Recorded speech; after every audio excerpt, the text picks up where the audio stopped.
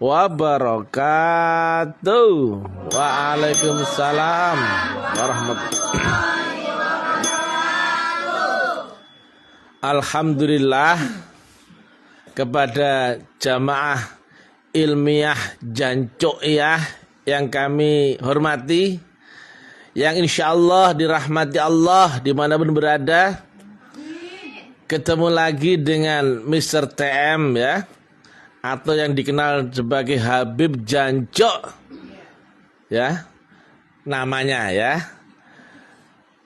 Ketemu lagi dengan kuliah luar biasa ya tentang metodologi metafisika tasawuf eksak ilmiah. Bertempat di kampus Taklim Ma'rifat Gresik Balong Panggang. Judul yang kita angkat kali ini adalah agak berbeda ya. Kalau biasanya kami paparkan tentang metodologi, sekarang kami naikkan menjadi teknologi. Tepatnya judul yang kita angkat kali ini adalah teknik menggandeng potensi tak terhingga. Tepuk tangan dulu.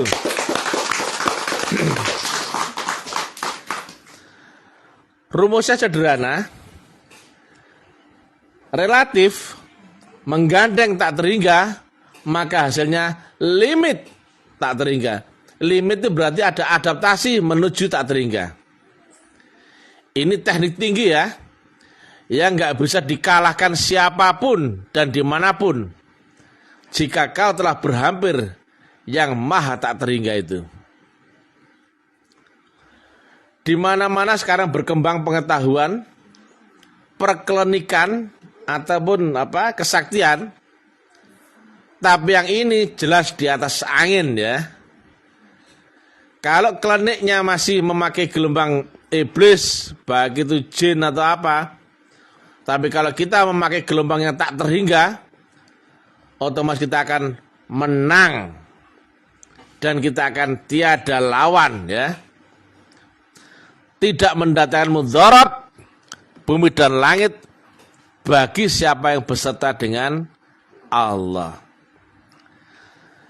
Tidak jadi mudarat ya bagi yang telah beserta Allah sama sekali ya. La ilaha illallah adalah namaku, dia adalah aku. Maka siapa yang beserta denganku masuk dalam bentengku dan dia aman dalam perlindunganku. Surga sudah. Gak usah berkhayal surga nanti, ngomong kosong gitu ya. Surga harus kau jangkau, kau dapatkan, kau bereskan saat kau di dunia. Kalau kau berharap kau surga nanti, itu surga khayalanmu ya, surga angan-anganmu.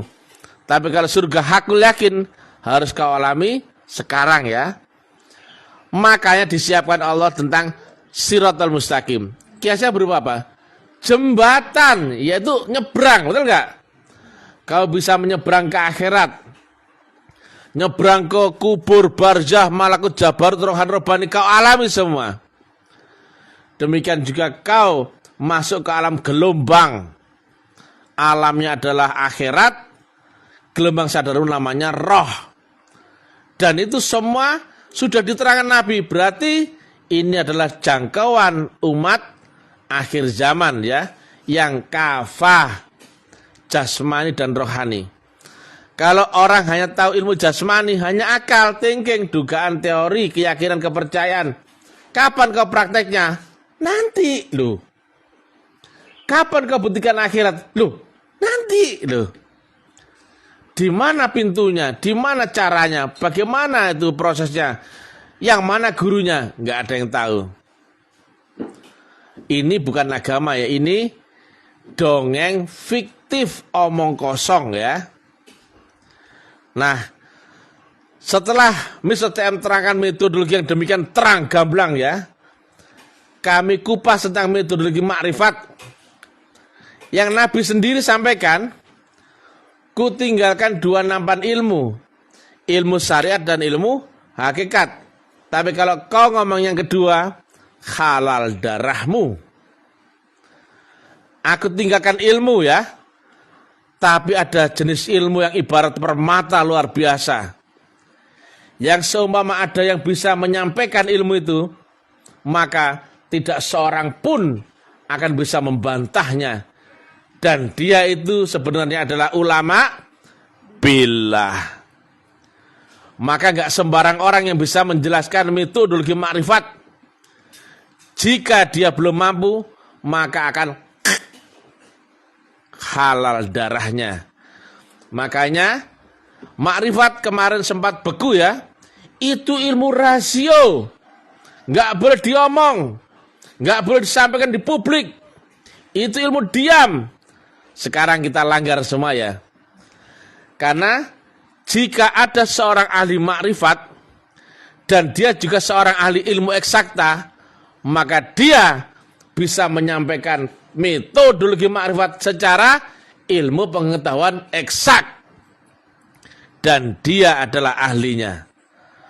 Beliau guru kami Profesor Dr. Jenderal Haji Saidi Syekh hadirin saya sampaikan, Islam telah rusak, di mana orang sudah nggak tahu sambungan akan Allah, di mana metodologi ini telah terkubur ya. Selama ini belum ada guru besarnya, yaitu guru yang bisa menyampaikan metodologi agama yang diterangkan secara eksak ilmiah, ilmu pasti.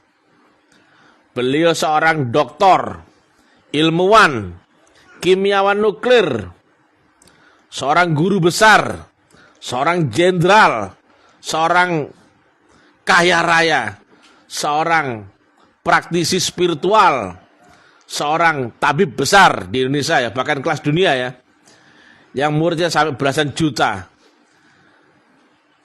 Nah, beliau sampaikan juga, bangkitnya negara ada lewat bangkitnya teknologi. Demikian juga bangkitnya Islam juga dengan bangkitnya teknologi. Dulu teknik-teknik untuk menuju makrifat masih secara primitif. Ada dengan puasa, mulai pati geni, ngerawat, mutih, poso sungsang, poso pendem, poso macam-macam ya. Saat teknologinya masih rendah ya. Ada juga yang melekan, macam-macam. Bahkan saudara saya yang sekarang di kampus Taklim Makrifat sini ya, ada namanya Pak Slamet dia. Dia sampai puasa tidak makan tidak minum selama 40 hari. Gak makan gak minum, coba bayangkan coba. Demikian keras disiplinnya, tapi teknologinya rendah. Nah, saya tanya, 2 orang mau berangkat ke Jakarta ya dari Surabaya. Satu pakai sepeda ontel, maka dia ngoyo nggak ke Jakarta sepeda ontel? Berjuang keras nggak dia? Mati-matian nggak dia? Mati-matian. Pun belum tentu sampai selamat, ya nggak? Bisa jadi keseper, pingsan di tengah jalan, betul nggak? Disamber kereta api dan sebagainya, betul nggak? Nah, kira-kira duluan mana yang berjuang ngoyo tadi naik sepeda dengan si B yang naik pesawat sambil pakai kacamata begini, pakai topi laken fedora, kemudian tiduran santai? Kira-kira duluan mana sampai? Tuh, lah kenapa? Teknologinya lebih canggih, betul? Ada seorang pendekar, umurnya 50 tahun, 35 tahun dia belajar ilmu silat harimau. Pendekar gak dia? Pendekar, sangat mumpuni. Tanding sama anak kelas 1 SD. Menang mana kira-kira? Menang pendekar. Karena apa? Dia sudah menguasai jurus silat harimau. Tapi anak kecil SD 1 kelas 1 tadi bawa tembak laser. Om, cet. Kepotong gak itu? Lah kenapa? Menang mana? Menang anak kecil. Kenapa? Teknologinya lebih canggih. Misalkan ya, ada perang ya, sekarang lagi tren ya, perang mulai pistol, laras panjang, kemudian martir, kemudian dan sebagainya, kemudian rudal, kemudian nuklir. Kira-kira menang yang mana? Yang paling tinggi teknologinya ya. Jelas ya? Berapapun engkau bawa pedang, belati, pisau, pistol, tapi kalau dibom nuklir, habislah kau. Jelas ya? Maka siapa yang menguasai teknologi, maka dia yang akan tampil sebagai pemenang di dunia. Jelas? Nabi Muhammad waktu tempo dulu ya, belajar teknologi ini, belajar teknologi munajat, butuh waktu 13 tahun. Kemudian bisa mi'raj ya. Nah, teknologinya sudah ketemu. Ya. Maka kita tinggal pakai. Nggak perlu cari-cari lagi, betul nggak? Kenapa kau naik pesawat? Mana Bu Wati? Mana Bu Wati? Dari Balikpapan ke sini naik apa? Kenapa naik pesawat? Cepat. Kenapa nggak bikin pesawat sendiri? Ya? Tinggal pakai, betul nggak? Berapa jam Balikpapan ke sini? 1 jam 20 menit sudah menyeberang lautan. Dia sampai di Surabaya, betul nggak? Nggak perlu bikin pesawat sendiri ya? Nggak perlu pesan biaya berapa ya? Asal bayar tiketnya sampai, tinggal pakai. Teknologi pun demikian. Kita tinggal meneruskan risetnya orang-orang yang sebelumnya. Angka, matematika, kimia, fisika, dan sebagainya ya. Kita tinggal pakai.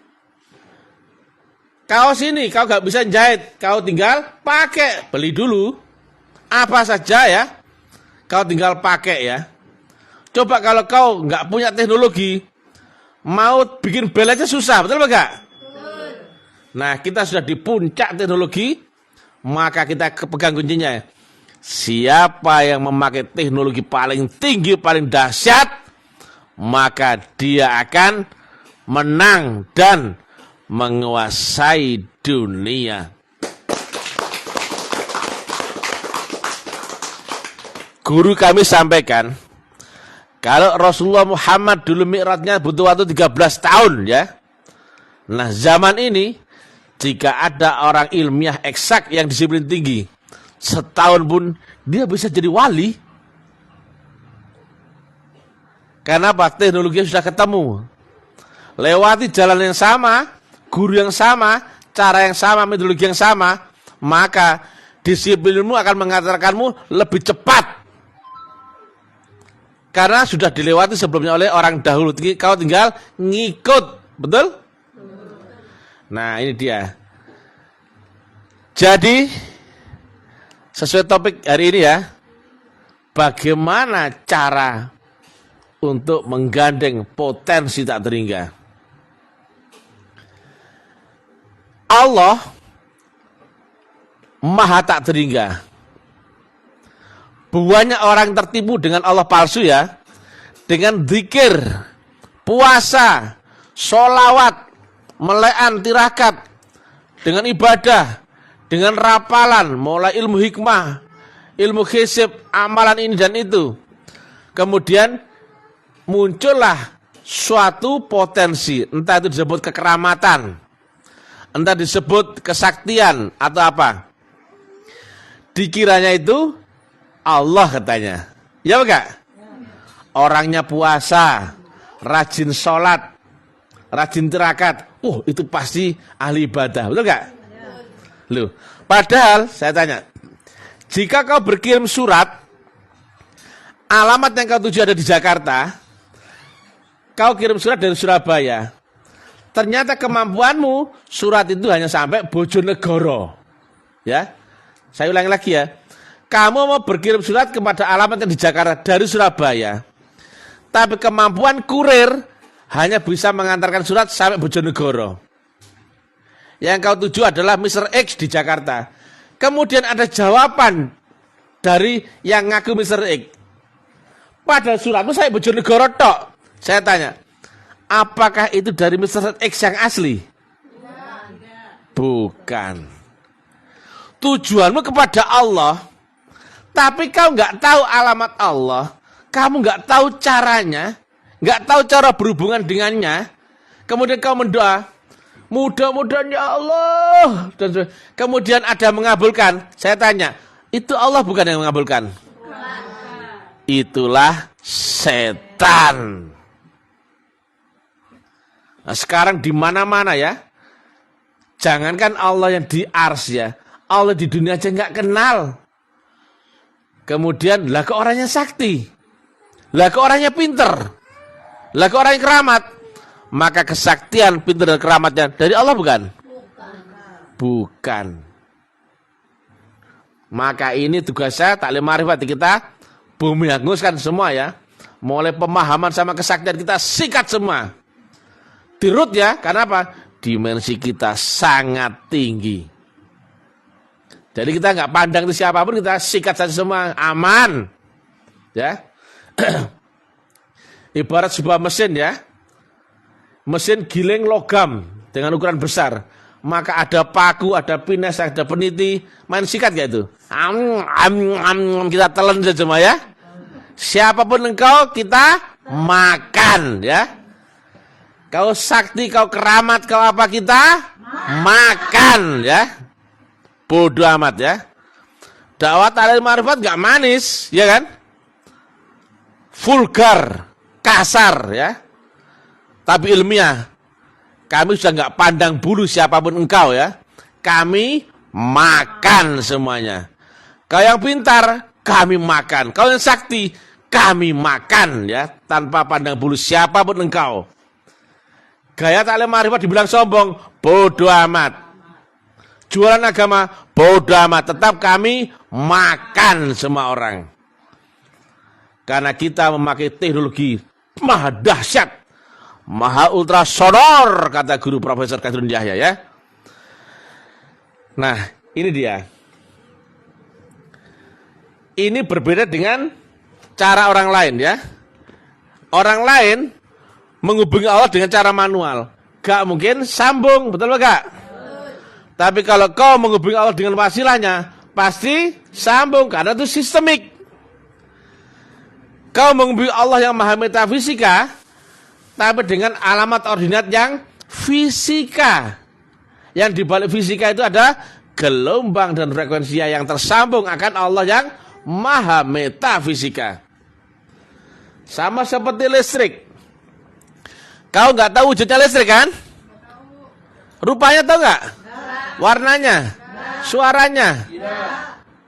Nggak ada yang kau lihat, nggak cium, meraba dan rasakan ya. Tapi ya, ketika kau mau menyalakan kipas angin, apa yang kau lakukan? Di mana listriknya? Kayak gitu ya. Pertama nyari listriknya dulu. Di mana listriknya? Padahal di mana colokannya? Betul nggak? Betul. Nah, colokan itu fisik apa metafisik? Fisik. Lah listrik fisik apa metafisik? Metafisik. Tuh.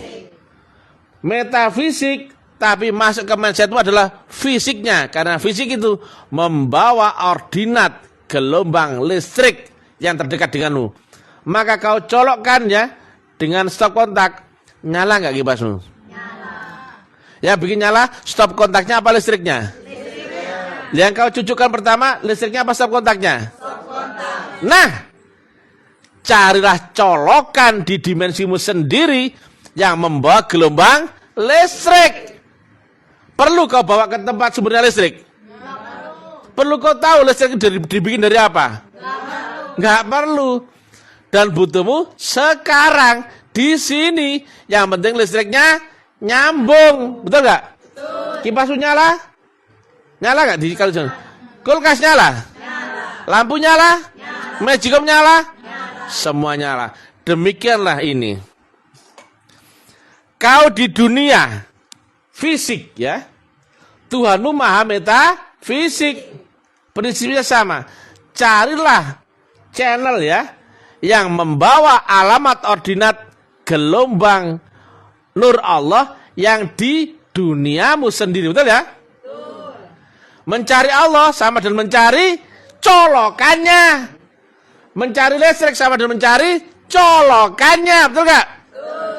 Mencari hubungan akan Allah yang di aras, kau cari colokan Allah yang di dunia. Betul nggak?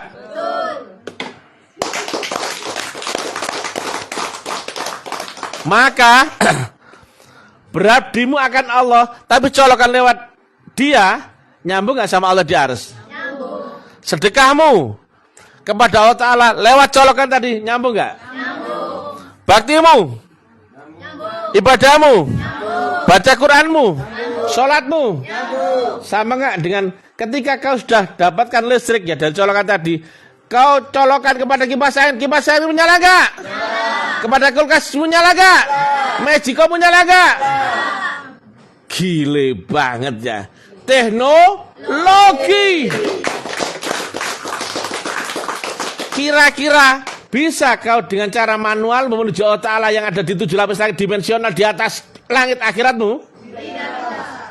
Tapi bisa gak kalau kau colokkan dengan guru mursyidmu di dunia, tapi mursyid yang asli yang waris ada sambungan akan Allah Ta'ala di akhirat? Bisa. Maka saya tanya, jaraknya sini dengan sumbernya listrik misalkan 400 kilo, ya, 400 kilo. Tapi kau colokkan di terminal, ya, stop kontak yang ada saluran listriknya, langsung nyala kipasmu? Langsung. Gak butuh waktu lama. Walaupun jarak dengan sumbernya 400 kilo. Langsung ya. Sekarang, jika Allahmu ada di arsy, di 7 lapis langit akhirat di atasmu, tapi kau temukan guru mursyidmu di dunia, dan kau tahu cara mencolokkan dengan menyambungkan kepada mursyidmu, maka terhubungkan dengan Allah. Langsung enggak? Langsung. Picek orang lain yang enggak tahu ini. Tepuk tangan. Maka, nah tapi teknik tinggi ya, menggandeng yang maha mutlak, nolkan dirimu dulu. Nah ini dia, mana spidolnya? Coba spidol. Nah ini. X per infinity sama dengan limit 0. Hadirnya 0, hadirnya mutlak adalah saat kau 0. Jika kamu nggak 0, mutlak ini tidak ada. Maka cara menggandeng mutlak, dirimu harus 0, tapi sambungan di saluran gelombang mutlak. Begitu nyambung, begitu kau 0, zep, Tuhanmu sendiri yang hadir di dalam dirimu. La ilaha illallah. Maka kau tidak ada lawan di dunia ini. Dunia dan akhirat kau makan itu ya. Iblis pun kau makan. Mudarat masalah dosa pun kau makan. Maka sholatmu beserta yang maha mutlak sampai Tuhan enggak? Sampai. Ibadahmu, sampai. Doamu, sampai. Baktimu, sampai. Tepuk tangan. Teknologi yang maha dahsyat. Hanya hitungan detik kau mi'raj sampai ke hadirat Allah Ta'ala. Mana ada yang bisa menerangkan kayak gini? Mana ada yang membuktikan? Semua cuman cerita.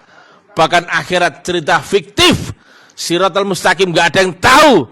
Mursyid pun bertebaran yang palsu.